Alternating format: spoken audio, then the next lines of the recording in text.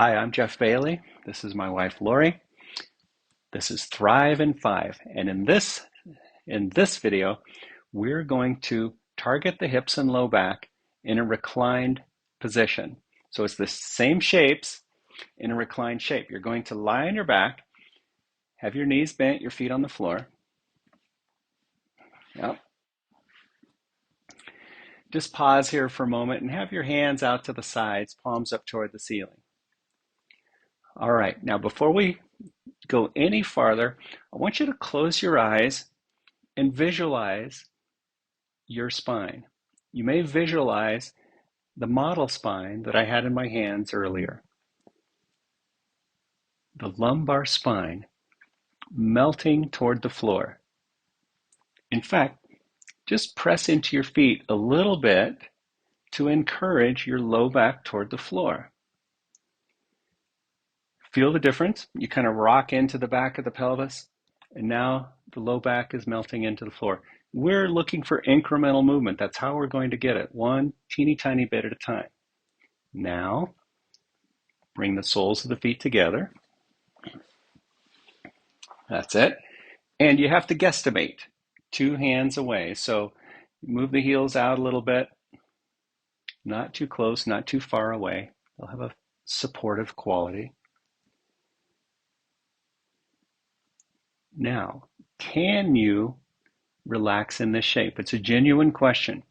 If the sensation is too strong in the groin, if there's cramping in the back of the hip, if it's too stretchy on the inner thighs, then we're not going to support it, because when we support the shape, we support the problem. Instead, you're going to hold your knees up a little bit, not with your hands, but with your muscles. Lori's demonstrating that. That's work, but it's good work. And the question then keeps coming in, can you relax your knees down? Do they drop toward the floor? Can you be in the shape passively? If not, you're supporting with the muscles. So good. We'll just be here for a moment. I want you to play another 20, 30 seconds or so. Again, what is the shape showing you? What is it teaching you about your low back and your hips?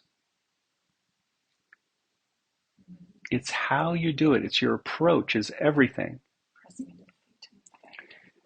Now, press your feet into the floor, encouraging your low back into the floor.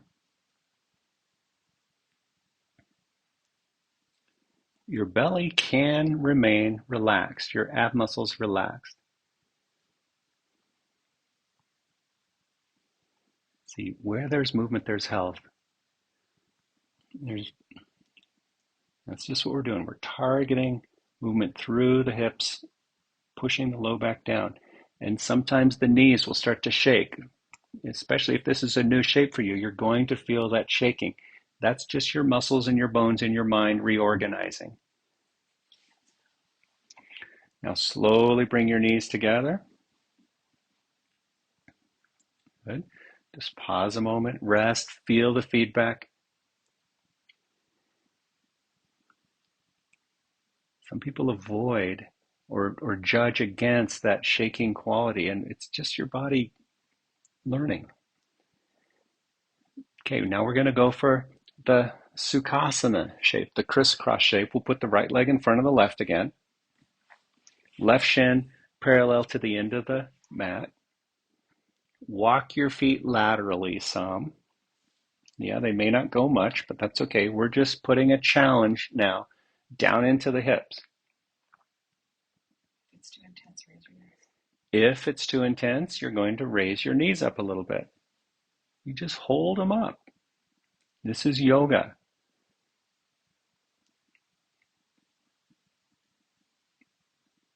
It's not a fitness program. We're not burning calories.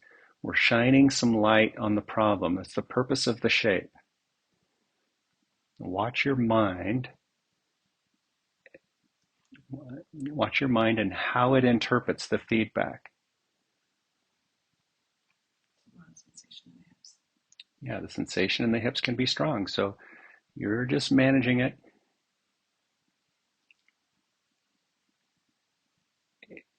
I may keep you in the shape a little longer, but if you need to come out of the shape, then guess what? That's exactly what you do. It means the work is over and you're free to do that. This is your practice. Now see if you can switch the cross of the legs. Put the left in front of the right.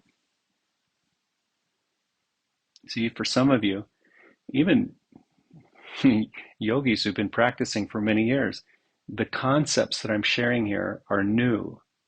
So you got to be kind with yourself. See, instead of accomplishing the shape, we're using it to shine light on problems. Just switching the cross of the legs brings a significant change in feedback into each hip. Now, what is this? But this is just external rotation on each hip. If it's intense, raise your knees. Yeah, and Lori's reminding me, if it's intense, you just raise your knees or come out of the shape altogether and come back to it another day. 3-4 times a week. You know, we're just talking minutes of practice, but done consistently brings results. Okay, raise your knees up. Walk your feet apart, press your knees together some.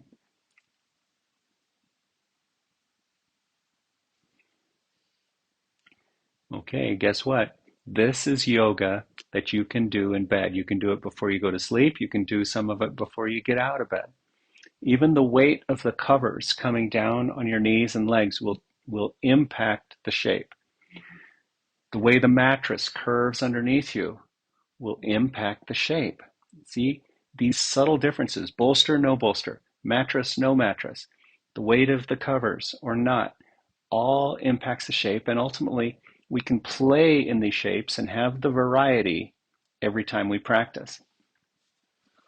And because it's changing, because your bones are changing every single time, we never come back to the exact same shape twice.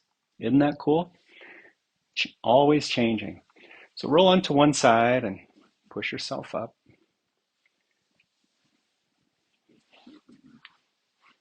Okay, so hopefully you're getting the theme here. The soles of the feet together, the legs crossed, both seated against the wall, curving forward, and now reclined, even lying in bed.